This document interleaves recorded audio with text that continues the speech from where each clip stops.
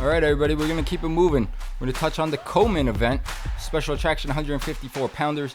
This was Ireland's Callum Walsh versus the son of Fernando Vargas Jr. We talked about in the lead-up of this fight. This was another winner you gave out on our platform on Circle the Ropes. You gave Callum Walsh to win. He did in the end. But we talked about in the lead-up that Walsh, backed by Dana White, trained by Freddie Roach, he was afforded this great opportunity with 1 million eyeballs on him as the co-feature to Canelo and Crawford. This fight was out of place. These guys were two guys that aren't finished products yet. And I thought it should not have been the co-main event. It should have been the fight we're going to get into next, which was Fight of the Night, Christian Mbilli and Lester Martinez. But nonetheless, these guys got a great opportunity. It wasn't the most action-packed fight, but in the end, Callum Walsh wins by decision. Just want to hear your thoughts. What you thought of these two? No, you said it perfectly. Couldn't say it better or more honestly, straightforwardly. I mean, the order of the bouts was a little off. The co should have been in Mbilli and Martinez.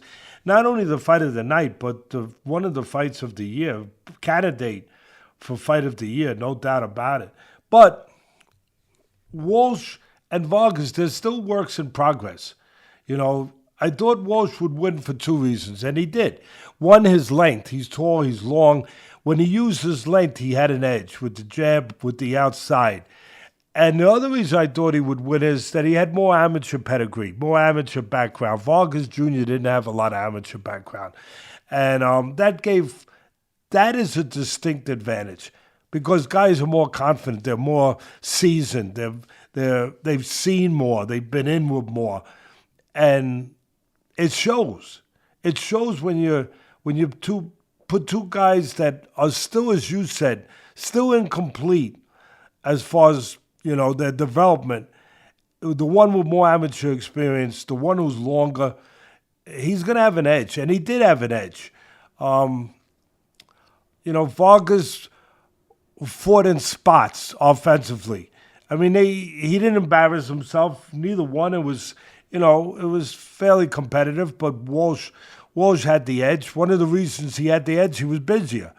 He was a little more consistent offensively, where Vargas was more in spots, because Vargas had to get a little close to Walsh to be able to put punches and be effective, or catch Walsh coming in, which he tried to do.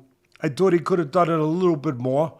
At the end of the day, still a work in progress, still a lot of questions to be answered about Walsh. But he won. He's got good handlers, he's got good people behind him, and they got him, they got him on a track. But it's a matter of when does he step up, and that hasn't happened yet. And we'll get answers then.